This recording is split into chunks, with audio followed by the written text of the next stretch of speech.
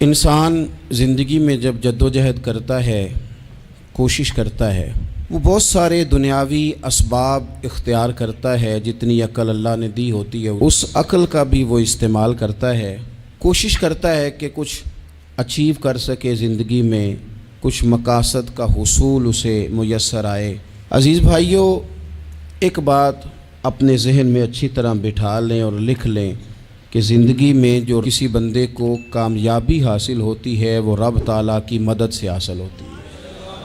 اگر رب تعالیٰ مددگار ہو تو پھر کوئی چیز بھی رستے میں رکاوٹ نہیں بنتی، اور اگر مالک کریم کو منظور نہ ہو تو انسان بہترین سیاستدان ہو، اچھا ایڈمنسٹریٹر ہو، اس کا ذہن بڑی وسعت رکھتا ہو، بڑی اچھی پلاننگ کرنا جانتا ہو، سارا کچھ ہو، تو بندہ ناکام ہو جاتا ہے۔ مسلمانوں کو جتنی کامیابیاں ملیں ان کا پس منظر صرف اتنا تھا کہ اللہ تبارک و تعالیٰ نے اپنے بندوں کی مدد فرمائی، اور اب تعالیٰ نے قرآن مجید میں اس حقیقت کا بیان کیا، فرمایا بل اللہ مولاکم، فرمایا بلکہ اللہ تمہارا مولا ہے، وَهُوَ خَيْرُ النَّاصِرِينَ، اور وہ بہترین مددگار ہے۔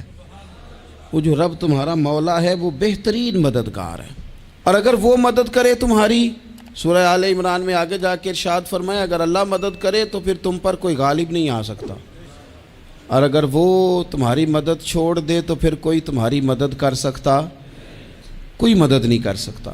بدر کی جنگ بھی اور فتح مکہ بھی رمضان المبارک میں ہوا ہے۔ میں دونوں پر غور کر رہا تھا تو ایک نیا مضمون میرے ذہن میں آنے لگا۔ بدر کی جو جنگ ہے اس میں بھی ایک عجیب انقلاب آیا ہے کہ 313 نے 1000 سے مقابلہ کیا، اور جن 1000 سے مقابلہ کیا وہ اسلحے سے لیس تھے، اور یہ جو 313 ہیں ان کے پاس 6 زرہیں، 8 تلواریں، چند گھوڑے، لیکن اللہ نے کامیابی دی تو خود رب نے بیان کیا کس طرح دی، فرمایا وَلَقَدْ نَصَرَكُمُ اللَّهُ بِبَدْرٍ وَأَنْتُمْ أَذِلَّةٌ، وہ کامیابی اس طرح ملی ہے کہ رب نے تمہاری مدد کی تھی، تم تو کمزور تھے، اللہ نے بدر میں تمہاری مدد کی، تم جیت گئے۔ وَلَقَدْ نَصَرَكُمُ اللَّهُ بِبَدْرٍ وَأَنْتُمْ أَذِلَّةٌ، اللہ نے بدر میں تمہاری مدد کی، تم تو کمزور تھے۔ پھر فتح مکہ نصیب ہوئی تو اس میں بھی بہترین منصوبہ بندی نبی پاک علیہ السلام نے فرمائی، بہترین حکمت عملی حضور نے اپنائی، لیکن ہمیں جو اللہ رسول نے بات سمجھائی وہ کیا ہے؟ اذا جاء نصر اللہ والفتح، فرمایا جب اللہ کی مدد آئی اور فتح نصیب ہو گئی۔ یہ اللہ نے مدد فرمائی تمہاری، یہاں بھی فتح مکہ بھی اللہ کی مدد سے، جنگ بدر بھی اللہ کی مدد سے۔ وہ جو مدد ہے اللہ تعالیٰ کی، جب وہ ہم یہ کرتے ہیں کہ ہم اپنی ساری زندگی سیاست کی نظر کر دیں۔ ہماری سیاست صرف ملک میں نہیں ہوتی، ہماری سیاست خاندان میں بھی ہوتی ہے، ہم گھر کے اندر بھی سیاست کرتے ہیں، ہم کسی خاص طریقے سے لوگوں کو اپنے پیچھے چلانا چاہتے ہیں، ہم ایک خاص اسلوب اختیار کرتے ہیں کہ لوگ ہمارے پیچھے چلیں۔ اس کا نقصان ہمیں یہ ہوتا ہے کہ سیاست جو ہوتی ہے یہ شطرنج کے ہیر پھیر کی طرح ہوتی ہے، تو اس کے راز بڑی جلدی کھلنے لگ جاتے ہیں، پتہ چل جاتا ہے کہ بندہ مخلص نہیں تھا، سیاست کر رہا تھا، طریقے سلیقے سے اس نے جوڑ کے رکھا ہوا تھا۔ ہم ہر جگہ سیاست کے بل بوتے پر چیزوں کو لے کے چلنا چاہتے ہیں، سیاستیں ناکام ہو جاتی ہیں، سیانے لوگ فیل ہو جاتے ہیں، بچتا صرف وہی ہے جس کے پیچھے رب تعالیٰ کی مدد شامل حال ہوتی ہے۔ اپنی زندگی کے اندر ہم جو کچھ بھی کر رہے ہیں، جس شعبے سے بھی ہمارا تعلق ہے، آج ہم نے اس بات پہ غور کرنا ہے کہ پہلے تو یہ غور کر لیں کہ جو کام ہم کر رہے ہیں کیا وہ کام ایسا ہے کہ اس میں اللہ کی مدد ہمیں ملے گی؟ اگر آپ کوئی معاذ اللہ ناجائز کام کر رہے ہیں، فعل حرام کا ارتکاب کر رہے ہیں، تو اس میں تو مدد الہی آئے گی نہیں۔ پہلے تو یہ دیکھیں جو کر رہے ہیں وہ کام مدد الہی والا ہے، اور اگر اللہ تعالیٰ کی مدد والا وہ کام ہے پھر اس پر غور کریں کہ کیا ہم نے مالک سے مدد کا سوال کیا ہے، ہمیں مدد میسر آ رہی ہے۔ وہ میں نے بزرگوں سے ایک بات سنی تھی، وہ بڑی یاد رہ گئی۔ وہ فرمایا کرتے تھے قابلیت بھی بڑی چیز ہے لیکن قبولیت سب سے بڑی چیز ہے۔ قابل ہونا بھی بڑی بات ہے لیکن زیادہ بڑی بات یہ ہے کہ اس کی بارگاہ میں قبول بھی ہے کہ نہیں۔ اپنی زندگی میں اللہ کی مدد کی طرف بڑھیں، مالک کی مدد کا حصول اختیار کرنے کی کوشش کریں، اللہ کے ساتھ اپنے آپ کو جوڑیں۔ اگر اللہ کی مدد نصیب ہو، یہ جو ہم جتنا ڈرتے رہتے ہیں، سہمے رہتے ہیں، پریشان رہتے ہیں کوئی کیا کر دے گا، ہمارے ہاں نا ہر شعبے میں معاذ اللہ ایک مافیا ہے، الا ماشاء اللہ۔ وہ مافیا کہتا ہے میرے ساتھ ملو گے تو میں چلنے دوں گا، ورنہ میں نہیں چلنے دوں گا، مارکیٹ میں آ ہی نہیں سکتا فلانا بندہ، چونکہ یہاں ہمارا قبضہ ہے۔ اور میرے بھائی پھر بہت سارے لوگ جن کی نیتیں اور ارادے بڑے اچھے ہوتے ہیں شروع میں، وہ بھی اس مافیا کا شکار ہو جاتے ہیں اور ان کے رنگ میں رنگ جاتے ہیں۔ یاد رکھنا، کسی شخص کی بلیک میلنگ کا کبھی شکار نہ ہونا، کبھی کسی کی میٹھی اور مسجع مکفہ باتوں کا شکار نہ ہونا۔ کوئی کیا کر سکتا ہے اگر اللہ مددگار ہو تو؟ جس کو رب کریم اٹھانا چاہے اسے کوئی گرا سکتا ہے؟ ہم یہ ڈرے ڈرے سہمے پریشان فیصلہ کرنے کی طاقت نہیں، مجھے چلنا چاہیے کہ نہیں، اٹھنا چاہیے کہ نہیں، کرنا چاہیے، اٹھ باندھ کمر کیوں ڈرتا ہے؟ پھر دیکھ خدا کیا کرتا ہے۔ حضرت عبداللہ ابن عباس فرماتے ہیں میرے نبی پاک علیہ السلام نے میری تربیت فرمائی، حضور نے میری تربیت فرمائی، اور محبوب پاک علیہ السلام نے فرمایا عبداللہ یاد رکھنا، یہ نوجوان دوست میری بات لکھ لیں، پریشان لوگ میری بات لکھ لیں، جن کے پاس قوت فیصلہ نہیں وہ اس بات کو لکھ لیں۔ حضرت عبداللہ ابن عباس فرماتے ہیں میرے نبی پاک علیہ السلام نے مجھ سے فرمایا تھا عبداللہ سن، اگر ساری دنیا مل کے تیرا کوئی نفع کرنا چاہے کر نہیں سکتی جب تک میرے رب کی رضا نہ ہو، اور فرمایا ساری دنیا مل کے تیرا کچھ بگاڑنا چاہے تو عبداللہ بگاڑ نہیں سکتی جب تک رب کریم کی حکمت کا تقاضا نہ ہو۔ لوگوں سے ڈرنا، لوگوں کی طرف دیکھنا، ماحول دیکھ کے اپنے راہ کا تعین کرنا، ہر بندے کے خیالات کے مطابق ڈھلنے کی کوشش کرنا، فلانا نہ ناراض ہو جائے، فلانا نہ ناراض ہو جائے، وہ جس نے ہونا ہو جائے، بس رب رسول ناراض نہ ہو۔ اپنی زندگی میں اپنے مالک کو مولا جان کے، بل اللہ مولاکم، اللہ تمہارا مولا ہے، وَهُوَ خَيْرُ النَّاصِرِينَ، وہ بہترین مددگار ہے۔ توجہ جب بھی کریں رب کی جانب کریں، اپنے دل کا قبلہ درست رکھیں، سوچوں کے زاویے سیدھے رکھیں۔ میرے بھائی مالک جب بندوبست کر دے نا، جب مالک بندوبست کر دے پھر ایسا بندوبست کرتا ہے کہ لوگوں کے پاس نا چارہ نہیں رہتا۔ حضرت مریم رضی اللہ تعالی عنہا پاک باز تھیں، مسجد میں رہی تھیں، پر مالک کی حکمت کے تقاضے بڑے عجیب ہیں نا۔ پھر جناب مریم کو اللہ تعالیٰ نے بغیر شوہر کے اولاد عطا کر دی۔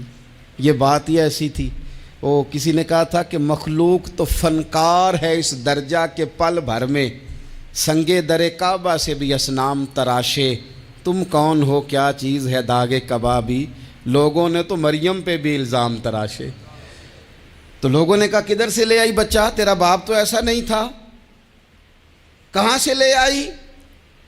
اللہ کرے میں آپ کو سمجھا سکوں، ذرا اپنے آپ کو وہاں کھڑا کریں کہ ایک پاک باز عورت، پاک باپ کی بیٹی، طیب ماں کی بیٹی، اور اللہ کے گھر میں پرورش پانے والی خاتون، ایک وہ وقت اور ایک یہ وقت کہ اس عورت کو کٹہرے میں کھڑا کر کے پوچھا جا رہا ہے کہ معاذ اللہ تیری گود میں بچہ جائز نہیں ہے، کہاں سے لائی ہے؟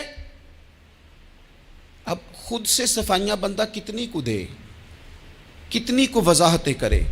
اور میں نے تو اپنی زندگی میں دیکھا ہے زیادہ وضاحت دینے والے کو بھی لوگ جھوٹا سمجھنے لگ جاتے ہیں، زیادہ وضاحت دینے پر بھی لوگ کمزوری کا اظہار سمجھتے ہیں کہ کمزور پڑ گیا۔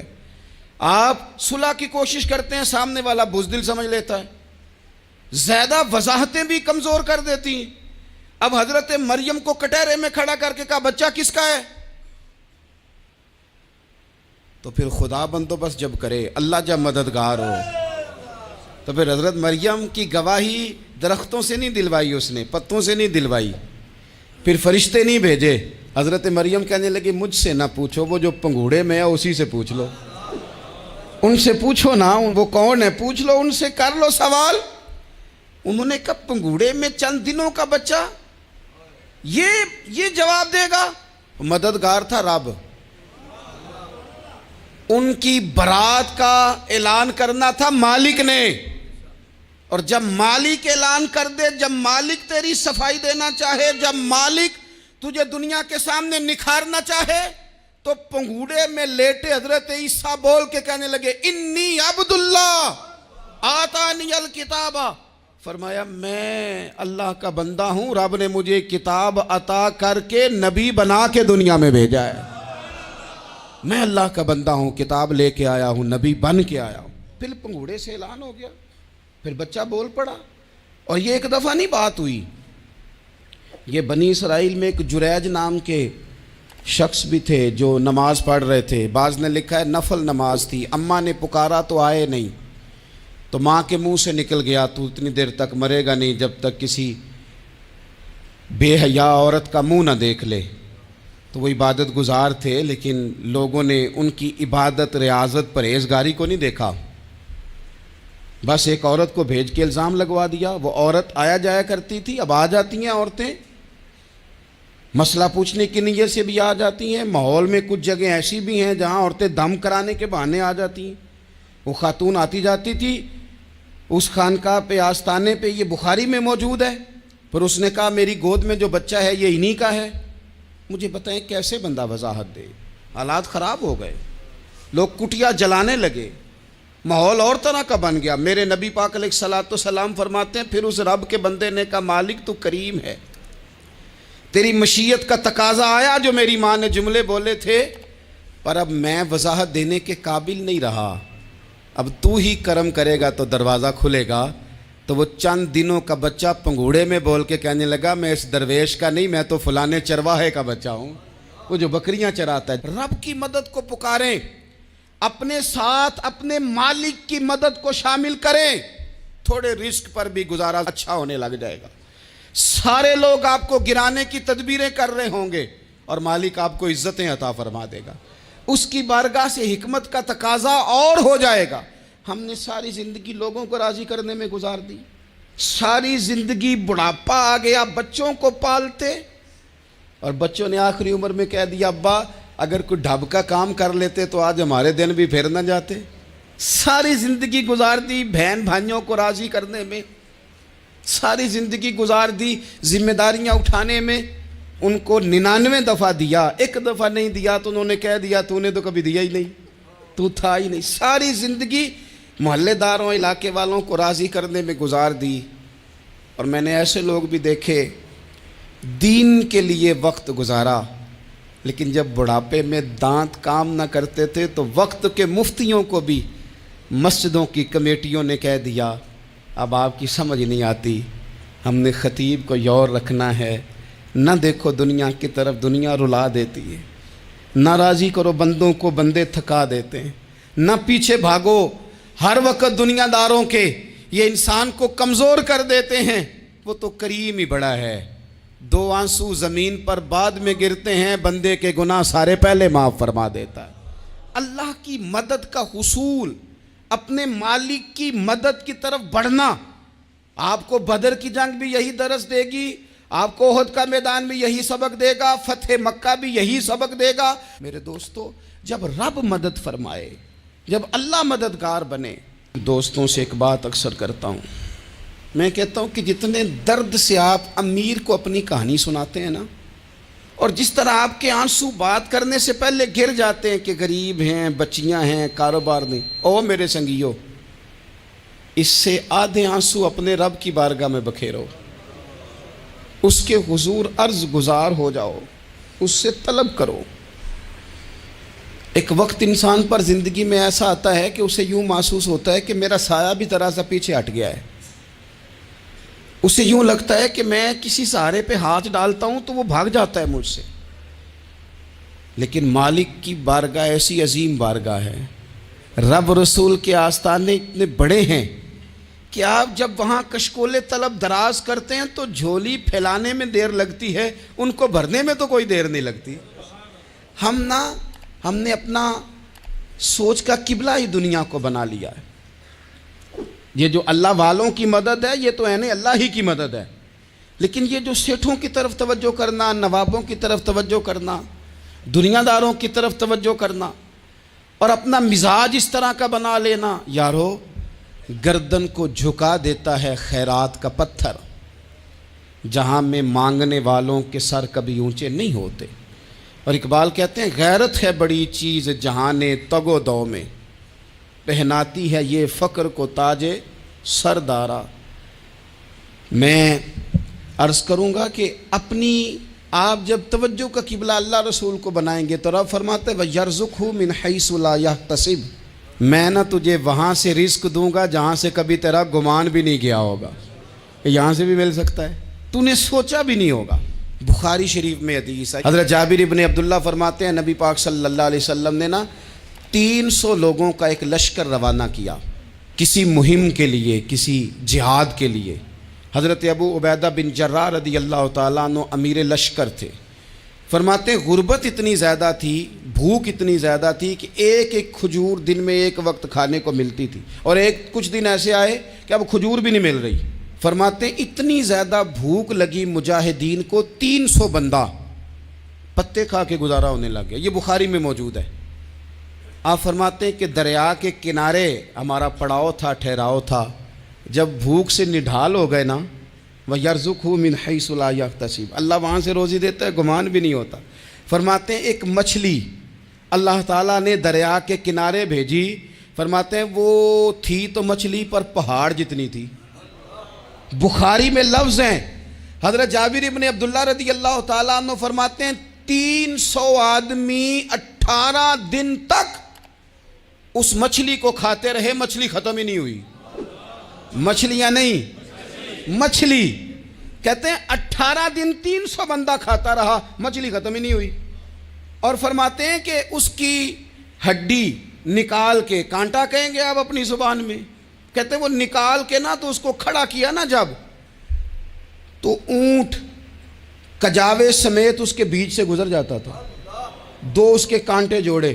فرماتے ہیں وہ اس کا گوشت ہم کھاتے تھے اور اس کی چربی بطور تیل کے ہم جسموں پہ ملتے تھے، بیماروں کو اس سے سکون آتا تھا، تندرستی شفا ہوتی تھی۔ فرماتے ہیں ہم کھایا بھی ہم نے، اور کچھ لے کے ہم مدینے بھی گئے، اور قربان جائیں نبی پاک نے بھی اس میں سے کھایا۔ ہم نے عرض کی حضور یہ معمہ کیا ہے، یہ ماجرا کیا ہے؟ تو محبوب نے فرمایا تمہارے پاس غذا نہیں تھی، رب نے تمہارے لیے بندوبست کیا ہے، اللہ نے تمہیں دیا ہے۔ مکان شروع کر لیا، ایک صاحب نے وہ مکان بنانے لگے، آپ وہ حساب لگا رہے ہیں، کہتے ہیں میرے پاس اتنے پیسے ہیں، اتنے میں نے فلانے دوست سے کہنا ہے اس نے دے دینے، اتنے فلانے رشتہ دار سے کہنا ہے اس نے دے دینے، اتنے فلانے سے کہنا ہے اس نے دے دینے۔ یہ ساری کاپی بنا کے مکان شروع کر لیا۔ جو روز کہتا تھا نا کوئی حکم ہو جاتے 10 سب سے پہلے اس کو کہا میاں پیسے چاہیے دین، وہ کہندا ہو کل ہی منڈا ٹوریا ہے، کہتے تو پرسوں 10 داتے لب جانے سن۔ میں آپ کو اپنے تجربے کی بات بتا رہا ہوں۔ جن لوگوں کا خیال ہوتا ہے نا کہ آپ سٹارٹ کریں فلانا کام، ہم آپ کے ساتھ ہیں، اللہ کا ہی کوئی نظام ہے، وہ بالکل بھی نہیں ساتھ ہوتے۔ لیکن ایسا نہیں ہے کہ کوئی ساتھ نہیں ہوتا، اللہ تعالیٰ بڑے اسباب پیدا کرتا ہے، وہاں سے دیتا ہے جہاں سے گمان بھی۔ ہمارا یہ ذہن بن جاتا ہے ہم ساری اپنے حساب سے چلتے ہیں، اتنے رشتہ داروں سے، اتنے، کون آپ کے ساتھ چلے گا؟ سوال ہی نہیں پیدا ہوتا۔ یہ سارے کام چھوڑ کے سب سے پہلے 2 رکعتیں پڑھو، اپنے رب کی بارگاہ میں، رسول کائنات کی بارگاہ میں گزارشات اور استغاثے پیش کرو، وہاں سے خیر طلب کرو۔ دنیا دار کیا دیں گے، کیا دے سکتے ہیں، کیا حیثیت ہوتی ہے کسی؟ اللہ کہتا ہے وہاں سے دوں گا۔ تو جو اللہ مال دے وہ لینا چاہیے کہ رشتہ داروں کا مال دیکھنا چاہیے؟ جو اللہ دے وہ لینا چاہیے کہ سیٹھوں نوابوں کی جیبیں دیکھنی چاہیے؟ جو اللہ دے وہ قبول کرنا چاہیے یا دیکھنا چاہیے کون سا آدمی کہاں پہنچ گیا؟ چھوڑو، اپنی مٹی پہ چلنے کا سلیقہ سیکھو۔ کسی کے سنگ مرمر پہ چلو گے تو پھسل جاؤ گے، پھسل جاؤ۔ اس پر ایک اور بات عرض کر دوں، صحیح بخاری سے، مسلم سے ایک اور بات۔ کچھ چیزیں ایسی ہیں جن سے اللہ کی مدد آتی ہے، مدد ملتی ہے۔ ایک چیز ان میں سے ایسی ہے جس سے بہت مدد نازل ہوتی ہے، وہ ہے کہ جب رب آپ کو دے نا تو پھر آپ بھی اس کے رستے میں دیں، پھر مدد آتی ہے، پھر اور آتا ہے۔ بخاری مسلم میں حدیث ہے، یہ زیادہ ہی توجہ طلب امر ہے، اس پر آپ غور کریں گے۔ حضرت ابو ہریرہ فرماتے ہیں کہ نبی پاک علیہ السلام نے فرمایا ایک شخص نے بادلوں کے اندر سے آواز سنی کہ فلاں آدمی کا کھیت اور باغ خشک ہو گیا ہے، وہاں برسو اور اس کے کھیت کو سیراب کرو۔ وہ بڑا حیران ہوا کہ بادل سے آواز آ رہی۔ پھر اس نے دیکھا کہ ایک پہاڑی پر بارش ہوئی، وہ بادل وہاں برسا، پھر نالیوں سے ہوتا ہوا پانی ایک طرف چلا تو جس نے آواز سنی تھی حضور بیان کر رہے ہیں، وہ بھی پیچھے پیچھے چلا کہ پانی کدھر جا رہا ہے۔ اس نے جا کے دیکھا کہ ایک مقام پہ ایک باغ کو وہ پانی لگ رہا ہے اور ایک آدمی وہ پانی لگا رہا ہے۔ اس نے اس سے پوچھا تیرا نام کیا ہے؟ اس نے کہا کیوں؟ کہنے لگا بتا نا۔ اس نے نام بتایا تو کہنے لگا یہی تو وہ نام ہے جو میں نے بادلوں کے اندر سے سنا ہے کہ فلاں کے کھیت کو پانی دے دو۔ اس نے کہا یار تو کیا عمل کرتا ہے کہ اسپیشل تیرے لیے بارش برسے؟ یہ بخاری پڑھ رہا ہوں، سیاستہ سے حدیث عرض کر رہا ہوں۔ اس سے پوچھا تو کیا کام کرتا ہے کہ جناب اللہ تبارک و تعالیٰ کا حکم کرم آیا کہ خاص تیرے لیے پانی برسے اور تیرے کھیت کو سیراب کرے؟ تو اس نے کہا چھوٹا ذمہ دار ہوں، پر جب فصل اگتی ہے تو 3 حصے کرتا ہوں۔ ایک حصہ اپنے بال بچوں پہ، بہن بھائیوں پہ خرچ کرتا ہوں، ایک حصہ پورا، اور ایک حصہ دوبارہ کاشتکاری پہ لگاتا ہوں، اور تیسرا حصہ خالص میں نے مسکینوں، یتیموں اور غریبوں کے لیے رکھا ہوا ہے۔ وہ جو تیسرا حصہ، اللہ کرے آپ سمجھیں، وہ رب کے بندوں پہ تیسرا حصہ خرچ کرتا ہے نا، تو کریم مالک نے فرمایا جہاں سے غریب کا حصہ جاتا ہے وہ کھیت خشک نہیں رہنا چاہیے، وہ جہاں سے مسکین روٹی کھاتے ہیں وہ خشک نہ رہے، جہاں سے یتیموں کو کچھ آتا ہے کہیں اس کی فصل رہ نہ جائے۔ میں اور آپ بھی اگر اپنے مال میں مسکینوں، یتیموں، غریبوں کے حصے رکھ لیں گے تو فصلیں خشک نہیں رہیں گی، ان کے اندر تازگی آئے گی، نور آئے گا، کرم آئے گا، خاص کر خدا کی رحمت برسے گی۔ مدد اللہ سے چاہیں، اپنی توجہات کا مرکز رب رسول کی ذات کو بنائیں، پھر آپ محسوس کریں گے کہ بڑی جلدی اللہ تعالیٰ کی مدد آنے لگی ہے۔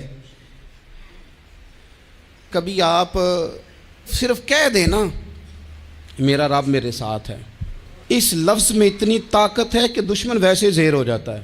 زندگی میں کسی سے بھی لڑائی ہو اچھی طرح سوچ لیں کہ اللہ اس طرف ہے یا اس طرف ہے۔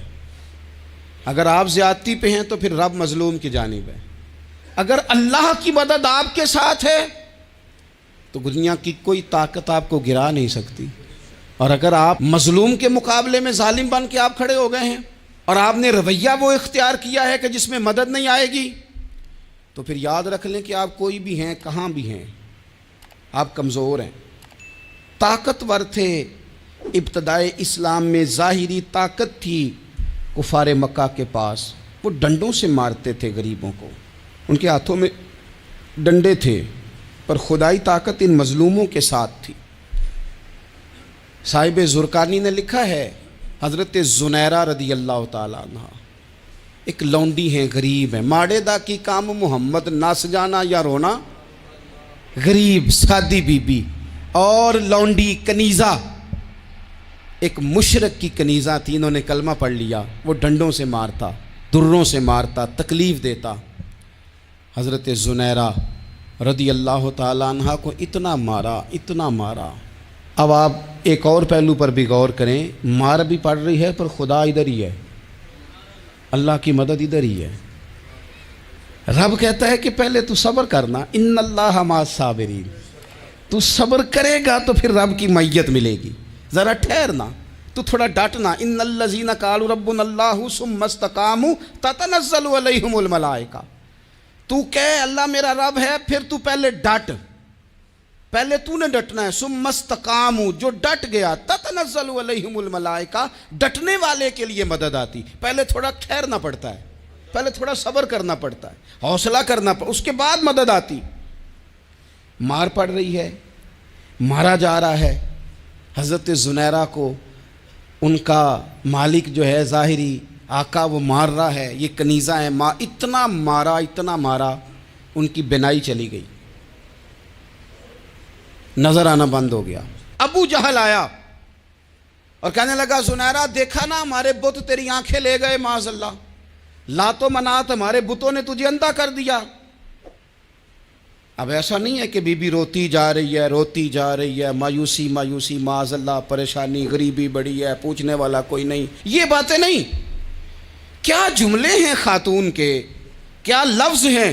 ابو جہل نے تنزیہ کہا، معاذ اللہ، کہنے لگا دیکھا نا ہمارے بتوں نے تجھے اندھا کر دیا۔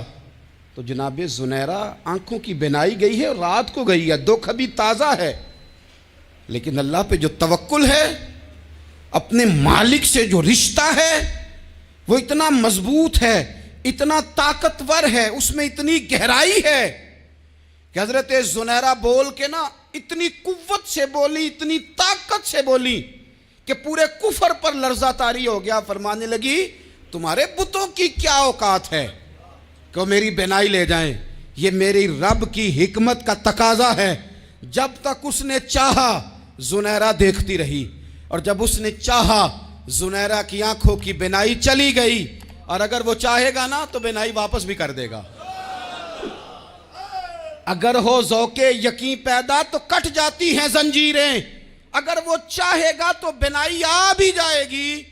حضرت زنیرہ نے رات کو یہ لفظ کہے، ابو جہل اور سارے کفار ڈر کے سن کے چلے گئے، آپ اطمینان سے آ کے بستر پہ سوئی۔ جب سویرے اٹھی تو اللہ نے آنکھوں کی روشنی واپس کر دی تھی۔ آنکھوں کی اب چھڑی پکڑی ہے، بازاروں میں گھومتی ہیں، کہتی ہیں بلاؤ کدھر ہے تمہارے لات و منات، دیکھو میرے رب نے روشنی واپس کر دی۔ آ کر میرے ساتھ ادھر آ، ستمگر ہنر آزمائیں، تو تیر آزما ہم جگر آزمائیں۔ بیمار لوگوں یاد رکھو، کہہ دیا ڈاکٹر نے کہ تو بڑا بیمار ہے، تو بڑا کمزور ہے، یہ ہو گیا وہ ہو گیا، تو ڈاکٹر اپنے علم کے مطابق بات کر رہا ہے، ہوگا تو وہ جو میرا رب چاہے گا۔ کمزور ہو جانا، پریشان ہو جانا، تکلیف میں آ جانا، پتہ نہیں بات ہو گئی ہے تو جانے کیا ہو جائے گا۔ اپنی زندگی کے اندر اپنے رب سے رشتہ مضبوط کریں، رسول کائنات سے رشتہ مضبوط کریں، اللہ والوں سے رشتہ مضبوط کریں۔ حضرت زنیرہ نے پیغام دیا کہ زندگی میں جو جینا چاہتے ہیں تو وہ رب کا نام لے کے جی سکتے ہیں، جو اپنی زندگی میں خوشیاں دیکھنا چاہتے ہیں تو رسول اللہ کے نام پر خوشیاں دیکھی جا سکتی ہیں۔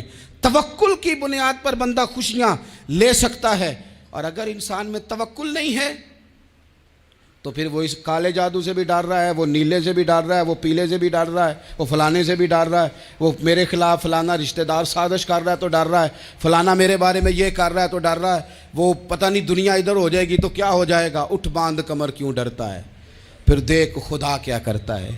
تو اس ساری گفتگو کا نچوڑ آپ کو یہ عرض کیا ہے، سب سے پہلے تو یہ کہ میدانوں میں مدد بھی اللہ کی، رزق میں مدد بھی اللہ کی، فصلیں خشک ہوں تو مدد پھر بھی اللہ کرے، تو پھر ساری مدد، اور اگر انسان بیمار ہو تو پھر بھی مدد اللہ کی۔ تو اپنے اللہ کی جانب توجہ کو بڑھائیں، آپ اللہ سے مدد کے سوالی بنیں۔